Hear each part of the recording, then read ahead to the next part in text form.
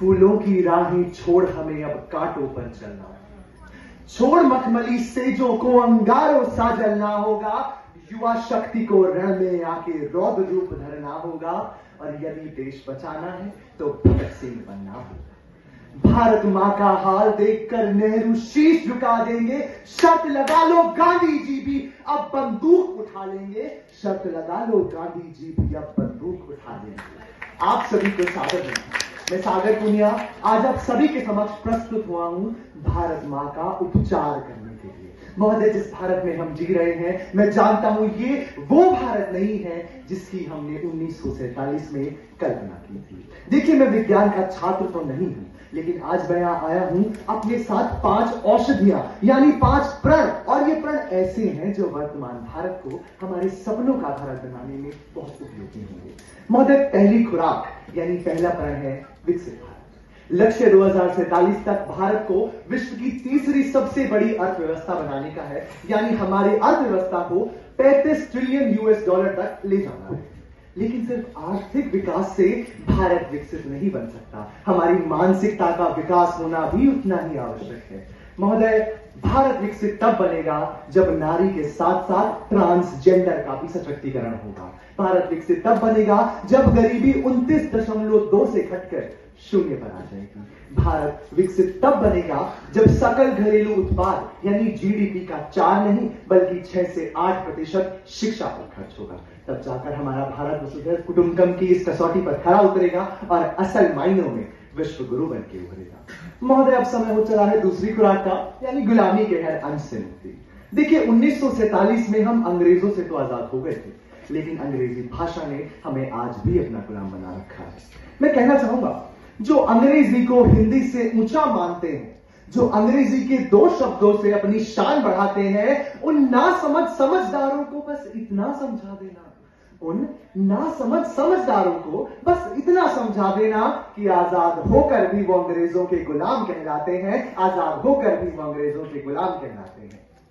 देखिए, सिर्फ अंग्रेजी भाषा ही नहीं, पश्चिमी जीवन शैली ने भी हमें अपनी बेड़ियों में जकड़ रखा है। फलस्वरूप समाज में आज अपराध, अशिष्टता, अश्लीलता और पारिवारिक विघटन जैसी समस्याएं उत्पन्न हो रही हैं। और इसका जो उपाय है बहुत सरल है। यही उपाय प्राचीन काल में कामुंडक नामक विद्वान ने भी दिया था, जो कहते हैं कि भारत को आवश्यकता है अपनी सौम्य शक्ति यानी सॉफ्ट पावर जैसे योग, आध्यात्म को विकसित करने। महोदय, तीसरी खुराक थोड़ी सी कड़वी है लेकिन असरदार बहुत है, क्योंकि मैं बात कर रहा हूं विरासत पर गर्व की। महोदय, जब बात विरासत की आती है तो हम अक्सर इसको इमारतों तक ही सीमित रखते हैं, लेकिन हमारी धरोहर, हमारी संस्कृति हमारी विरासत है। अब चाहे कौटिल्य की नीतियां हों या फिर आर्यभट्ट की एस्ट्रोफिजिक्स, कन्नड की एटॉमिक थ्योरी या फिर सुश्रुत चरक की संहिताएं, ये सब हमारी विरासत है। महोदय, मैं कहना चाहूंगा कि दिल्ली विश्वविद्यालय ने एक सराहनीय कार्य किया है, जिसे उन्होंने पाठ्यक्रम में VAC यानी वैल्यू एडेड कोर्स को शामिल किया है, जिससे हमारे छात्रों को नए विषय पढ़ने को मिल रहे हैं, जैसे योग इन फिलॉसफी एंड भारतीय भक्ति परंपरा और म्यूजियम एंड म्यूजियोलॉजी, जिनके माध्यम से हमारी विरासत पुनः जीवित हो रही है।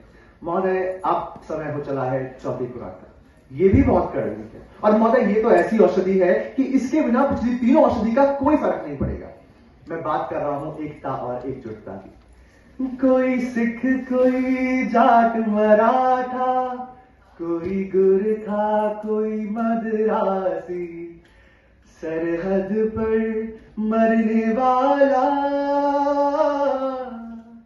सरहद पर मरने वाला, हर वीर था भारतवासी, हर वीर था भारतवासी।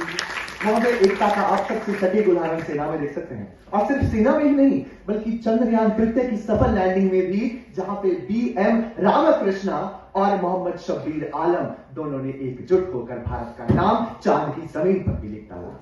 महोदय, भारत जैसे देश को एकता में बांधना थोड़ा मुश्किल होगा। इसके लिए मैं एक साधारण सा सूत्र यहां लेकर आया हूं, जो कहता है कि आओ अपनी समानताओं को साझा करें, आओ अपनी समानताओं को साझा करें और अपनी विभिन्नताओं का जश्न मनाएं। महोदय, 5वीं और आखिरी खुराक है नागरिकों में कर्तव्यों का भाव। हमारा संविधान यदि भाग 3 में मौलिक अधिकारों की बात करता है तो भाग 4A में मौलिक कर्तव्यों की। लेकिन दिन प्रतिदिन अधिकारों को लेकर लड़ते लड़ते हमने कर्तव्य को कहीं भुला सा दिया है महोदय। कर्तव्यों का पालन करने से बनता है एक कर्तव्यनिष्ठ युवा, और ऐसे कर्तव्यनिष्ठ युवाओं से उत्पन्न होता है जागरूक एवं जिम्मेदार समाज, जो किसी भी देश के लिए एक महत्वपूर्ण पूंजी है। महोदय, मुझे दिनकर जी की पंक्तियां याद आती हैं। वसुधा का नेता कौन हुआ, भूखंड विजेता कौन हुआ, अद्वितीय श्वेता कौन हुआ, नवधर्म प्रणेता कौन हुआ, जिसने न कभी आराम किया, विघ्नों में रहकर काम किया, विघ्नों में रहकर काम किया। अर्थात ये आवश्यक है कि प्रत्येक व्यक्ति, प्रत्येक युवा अपनी जिम्मेदारी को समझे, अपने कर्तव्य को जाने और पूर्ण श्रद्धा से उनका पालन करे। महोदय, मेरा काम यहां समाप्त होता है, लेकिन आप लोगों का काम यहीं से शुरू होता है। बाधाएं आएंगी, मुश्किलें आएंगी, परेशानी आएंगी, लेकिन थकना नहीं है, हारना नहीं है। क्यों?